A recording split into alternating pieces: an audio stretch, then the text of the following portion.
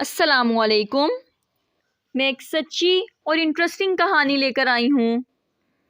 میری اگلی کہانی اسی کو ملے گی جو میرے چینل کو سبسکرائب کرے گا۔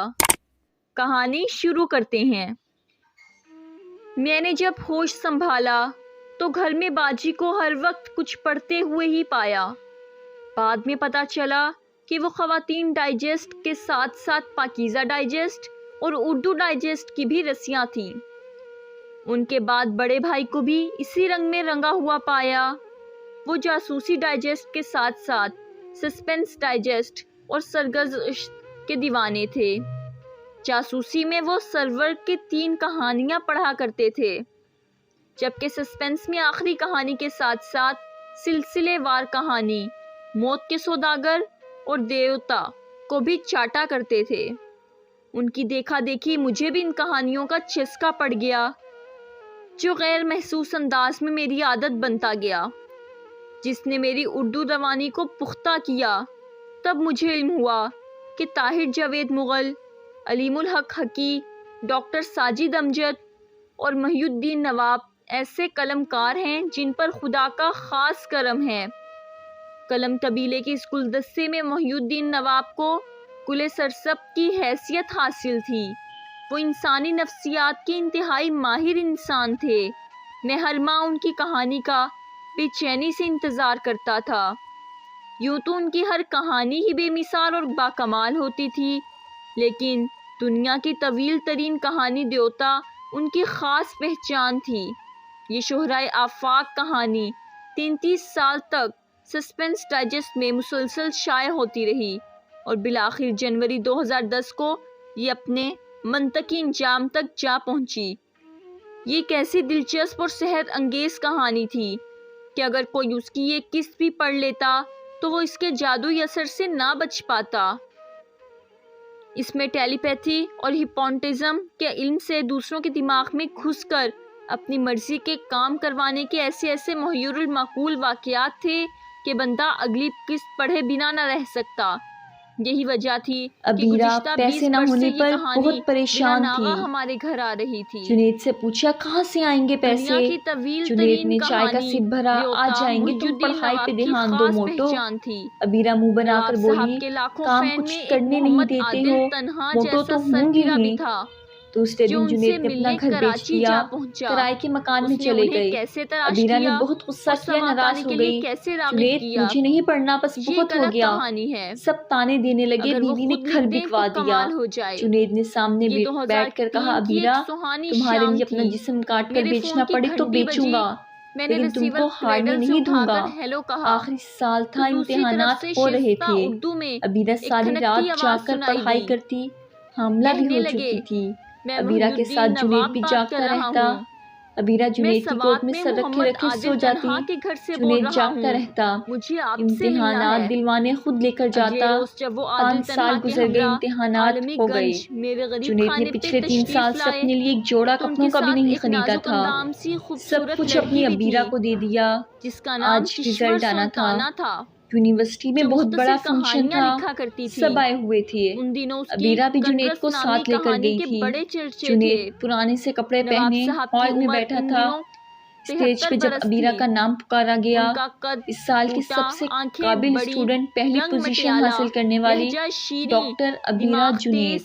ابیرہ اسٹیج پہ کھڑی تھی، اپنی ڈاکٹر کی ڈگری لی۔ ہال میں کھڑا ایک شخص تالیاں بجا رہا تھا، اس کی آنکھوں میں آنسو تھے۔ ابیرہ رو رہی تھی، وہ کچھ بول نہ پا رہی تھی۔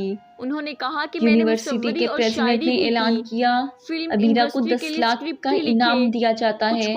ابیرہ کی آنکھوں سے آنسو بہہ رہے تھے، باہیں پھیلا کر جنید کی طرف دیکھنے لگی۔ پرانے سے کپڑے پہنے جنید اسٹیج پہ آیا، سینے سے لگ کر زور سے رونے لگی۔ جنید اب کا خواب پورا ہو گیا، دیکھو تمہاری ابیرہ ڈاکٹر بن گئی۔ جنید نے آنسو صاف کیے، ابیرہ کو مائک کے سامنے کھڑا کر کے کہنے لگا کچھ بول دو نا۔ ابیرہ نے جنید کی طرف دیکھ کر بولا سچ کہتے ہیں، ہم سفر ایک دوسرے کا لباس ہوتے ہیں۔ بھلا کون کہتا ہے مرد اچھے نہیں ہوتے؟ میرے جنید میرے لیے دونوں جہاں ہیں۔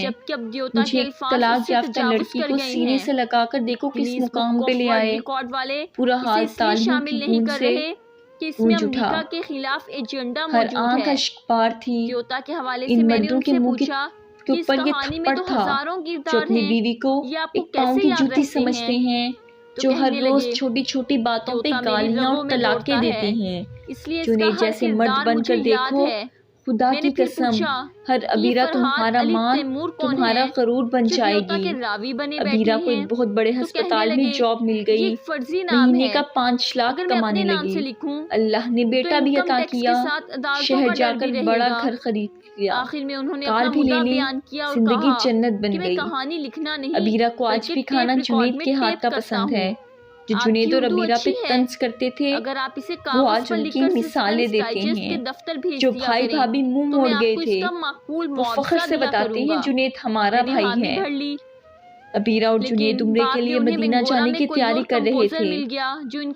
اے میرے معاشرے کے مرد، عورت کو دکھ دینا، گالی دینا، طلاق دینا، آنسو دینا چھوڑو نا یار، جنید بن کر دیکھو، عزت پیار دینا سیکھو، اللہ سب عطا کرے گا۔ یہ تھی میری آج کی سٹوری۔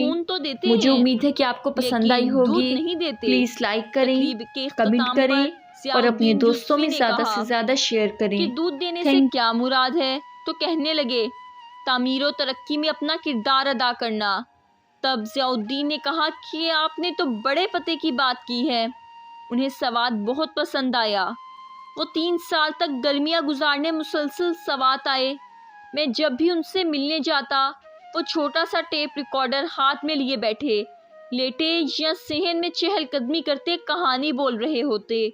مجھے دیکھتے ہی کہانی روک کر تپاک سے ملتے اور محبتیں نچھاور کرنے لگتے۔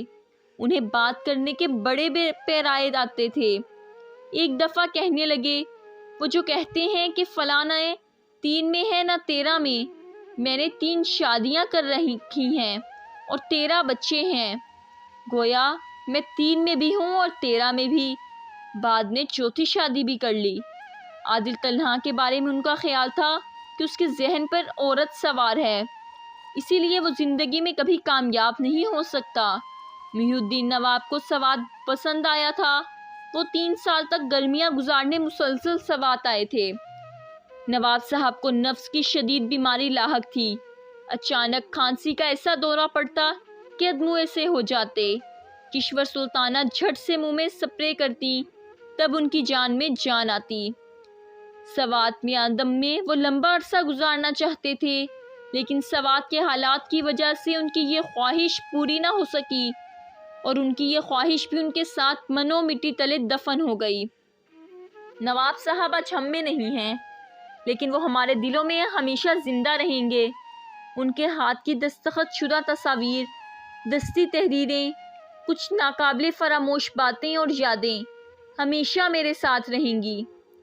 وہ 86 برس تک زندہ رہے۔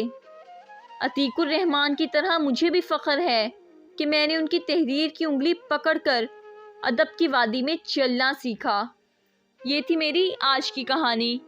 مجھے امید ہے کہ آپ کو پسند آئی ہوگی۔ پلیز لائک کریں، کمنٹ کریں اور اپنے دوستوں میں زیادہ سے زیادہ